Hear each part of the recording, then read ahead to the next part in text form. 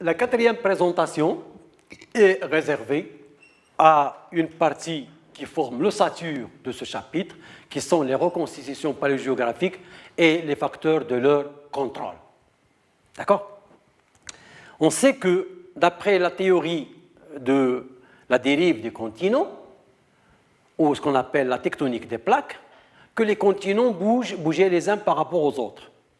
Ainsi, des océans se forment et d'autres se referment. Alors, plusieurs questions se posent au sujet de cette théorie. Depuis quand, dans l'histoire de la Terre, cette théorie des plaques fonctionne-t-elle?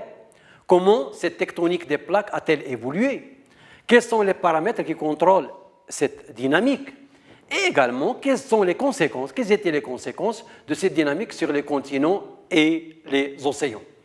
Alors, pour mieux comprendre cette histoire et répondre à ces questions, les géologues ont subdivisé cette époque-là en 4 périodes d'inégal temps. Le précambrien, le paléozoïque, le mésozoïque et le cénozoïque, ou autrement, le précambrien et le phanérozoïque, ou le temps non fossilifère et le temps fossilifère, qui est le phanérozoïque, et qui englobe le paléozoïque, mésozoïque et cénozoïque. Je reviendrai plus en détail sur ces 4 parties de l'histoire de la Terre. Et on va commencer par le précambrien.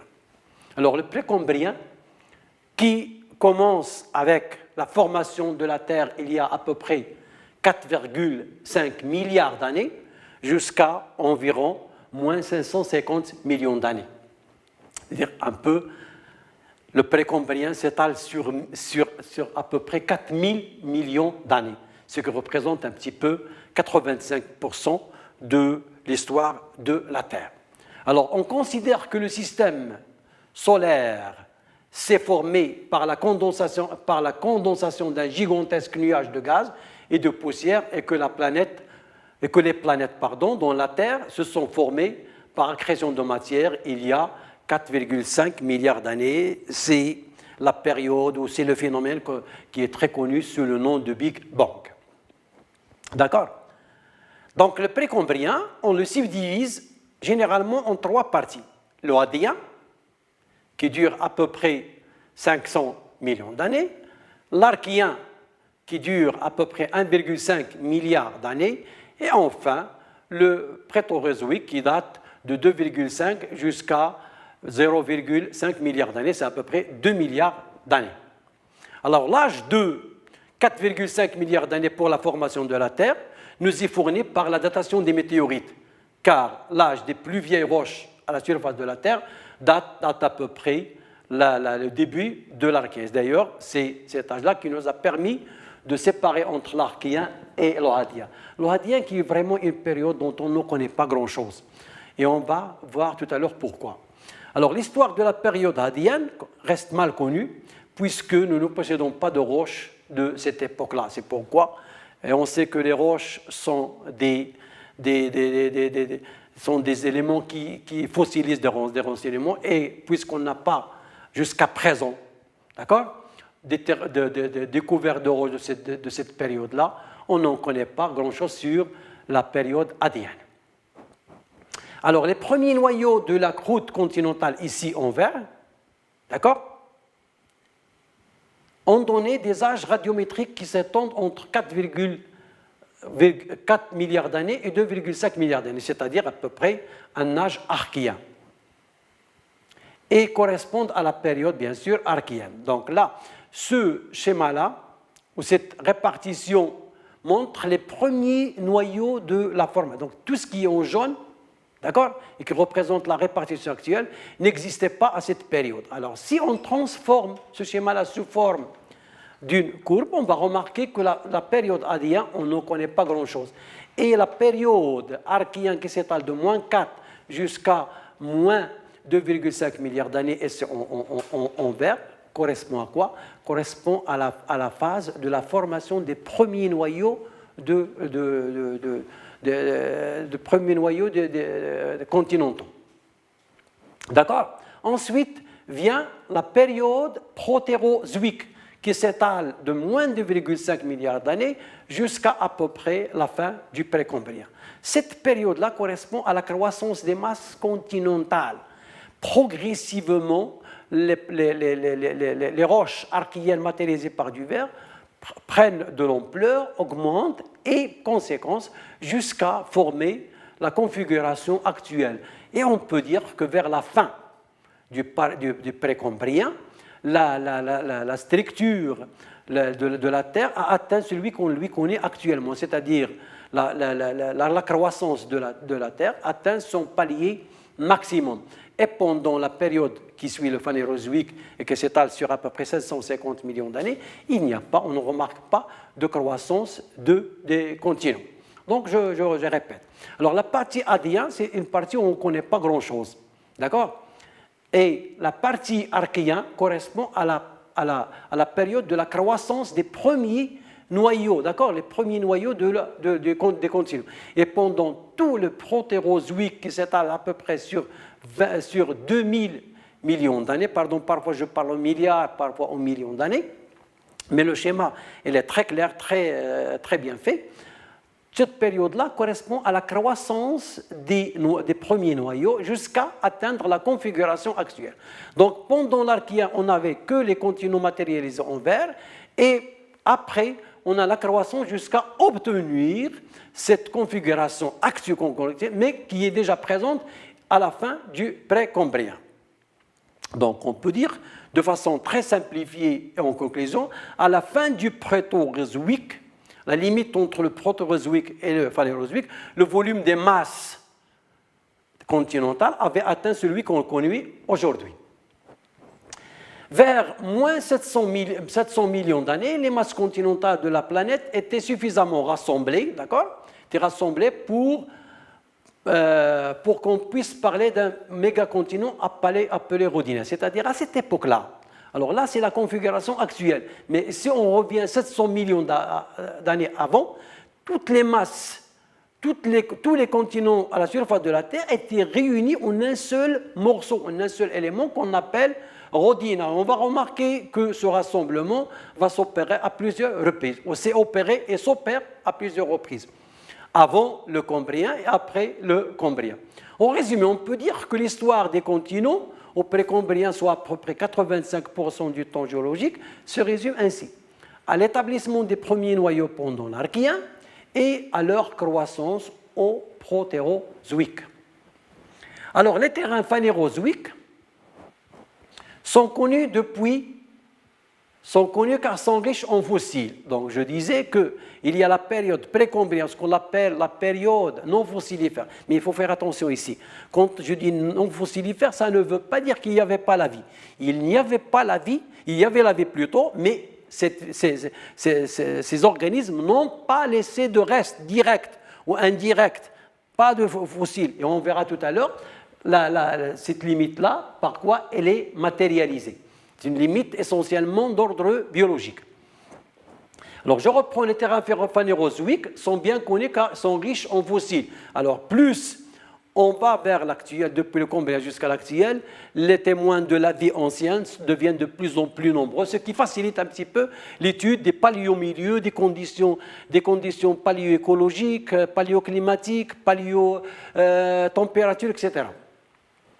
Et également la datation. Donc, ces fossiles-là nous ont permis la datation, que ce soit des datations relatives ou des datations absolues, et également la reconstitution paléogéographique globale pour divers intervalles de temps. Et on va subdiviser ce phanérozoïque en trois parties. Le paléozoïque, qui s'étale de moins 550 millions d'années jusqu'à à peu près 250 millions d'années. Le mésozoïque qui s'étale de moins 250 jusqu'à moins 65 millions d'années, et enfin le cénozoïque qui s'étale de moins 65 millions d'années jusqu'à l'actuel. Et on va commencer par le paléozoïque, lui-même subdivisé en plusieurs systèmes, cambrien, ordovicien, silurien, dévonien, carbonifère, perfien, etc. La durée de ce paléozoïque est de l'ordre de 250 millions d'années. Alors de façon brève et succincte, nous allons présenter l'évolution des continents et des océans depuis le Cambrien jusqu'au Permien et même jusqu'à l'actuel à travers une suite de cartes paléogéographiques qui montreront comment les masses continentales se sont déplacées et les océans ont évolué durant cet intervalle de temps, selon la dynamique décrite par la théorie de la tectonique des plaques. C'est-à-dire, tout simplement, des cartes qui vont nous matérialiser, qui vont nous montrer comment était la répartition des continents et des océans à travers les temps géologiques, bien sûr en fonction de la dérive des continents. Donc, j'ai dit tout à l'heure que précédemment, il y a à peu près moins 700 millions d'années, on avait un seul supercontinent qui est la Rodinia et qui rassemble toutes les masses continentales. À la fin du précambrien, vers moins 650 millions d'années, voire même 600 millions d'années, une accumulation sous cette Rodinia, d'accord, une accumulation de chaleur sous le grand continent crée des forces de tension. Donc, qui dit force de tension dit automatiquement des phénomènes de rifting, fracturation de supercontinents et par conséquence divergence des morceaux de ce supercontinent. Donc, je répète, une accumulation de chaleur vers moins 650 jusqu'à moins 600 millions d'années, une accumulation de chaleur sur la Rodinia va provoquer des rifts continentaux. Vers à peu près la limite précambrien, deux continents ont commencé à se détacher de la Rodinia. Donc, on a la Rodinia, d'accord ? Toute la Rodinia, je répète, toute la Rodinia. Et à partir de cette Rodinia et vers moins 500-600 millions, on va remarquer que deux petits continents, d'accord, commencent à se détacher de la Rodinia, qui sont donc la Laurentia et la Sibéria. Et un peu plus tard, 20 millions d'années après, un autre continent vient limiter les premiers et se détache aussi.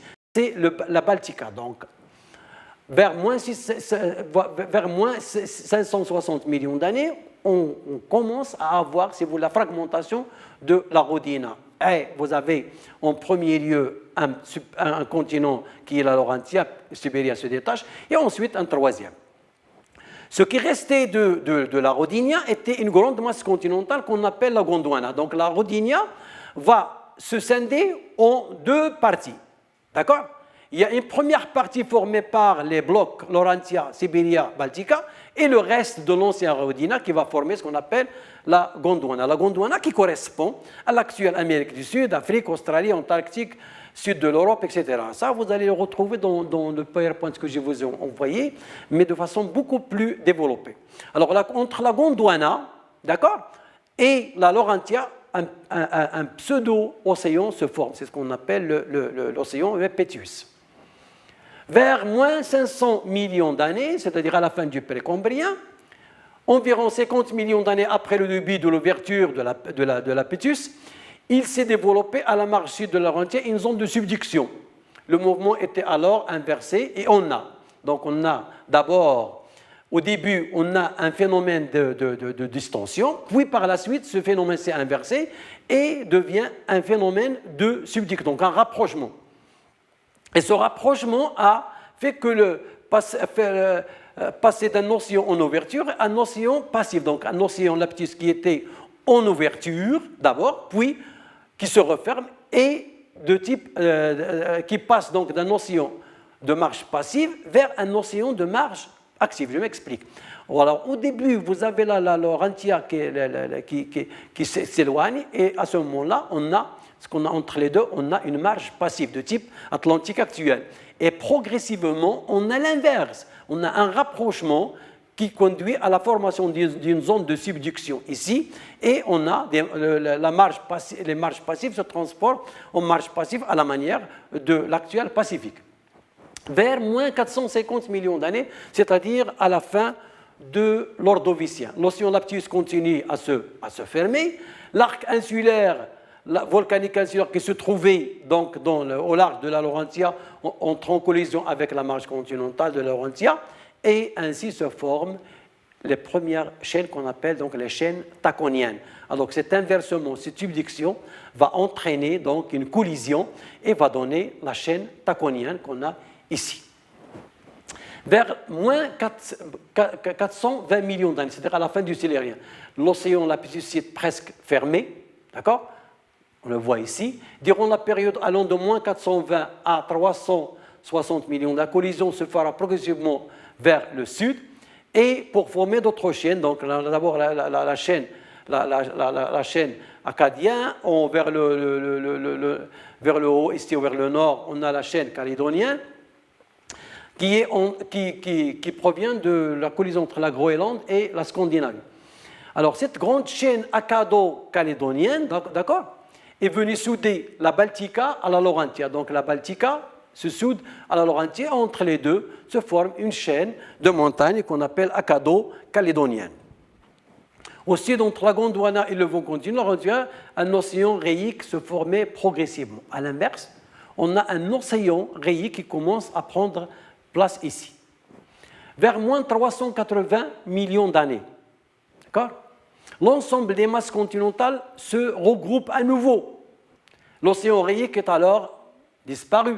C'était le début de la collision entre deux grandes masses, la Gondwana et la Laurentia Baltica. Donc les éléments qui se sont détachés à la fin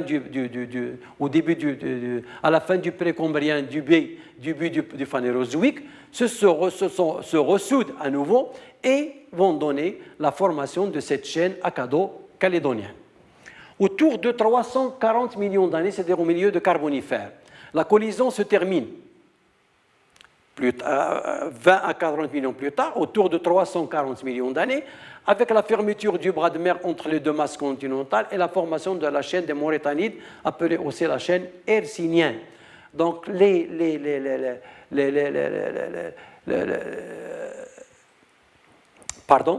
cet océan qui est l'océan rhéique va disparaître.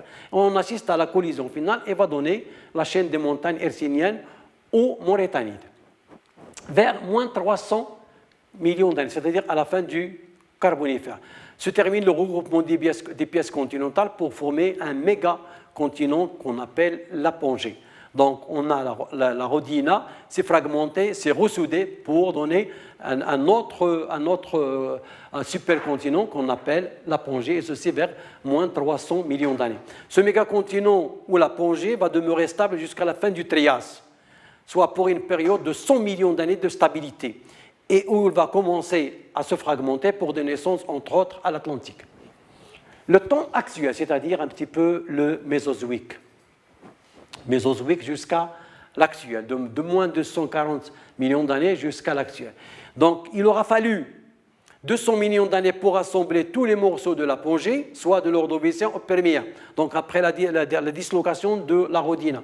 Il en faudra 200 millions d'années, soit jusqu'à la fin du Trias, de la fin du Trias jusqu'à aujourd'hui, pour les disperser. Donc on a, pendant les temps géologiques, on assiste à une fragmentation, rassemblement, fragmentation. D'accord ? Il faudra 200 millions d'années, soit à la fin du Trias, de la fin du Trias jusqu'à aujourd'hui, pour disperser les morceaux de l'apogée, une disposition qui se poursuit jusqu'à l'accès, ce qu'on appelle le démembrement de l'apogée. Alors, puisque ces événements sont plus proches de nous, on parle proche, mais en temps géologique, nous avons établi des détails beaucoup plus importants. Alors, au Trias, début Jurassique, les principaux mouvements se sont faits à l'est de l'apogée. D'accord ? Un océan se forme, c'est la Thétis. Donc on assiste à une fragmentation à ce niveau-là et la création de la mer Thétisienne qui vient par rapport à nos pays sud de l'est.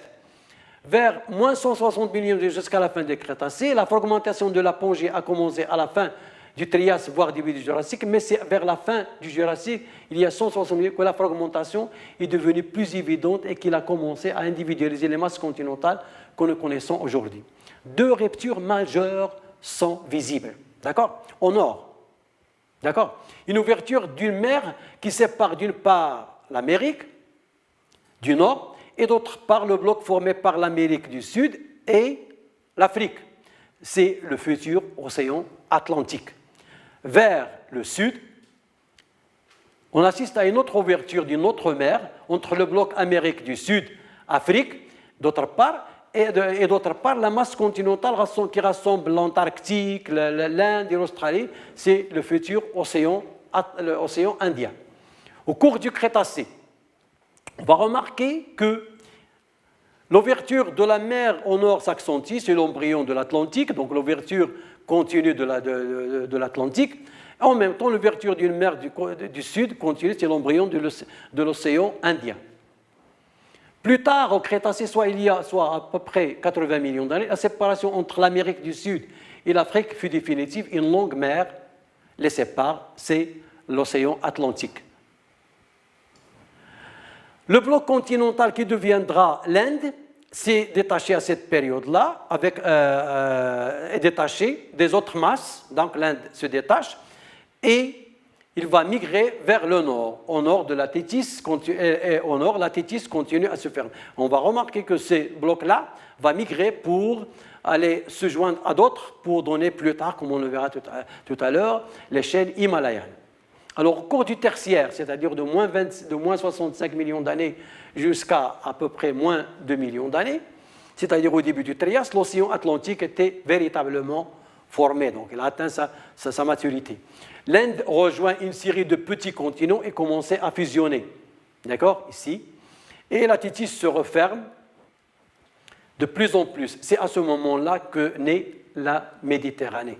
Donc, à cette période-là, on assiste à l'ouverture, toujours la continuité de l'ouverture de l'Atlantique, disparition de la Tétis, formation de la future mer Méditerranéenne.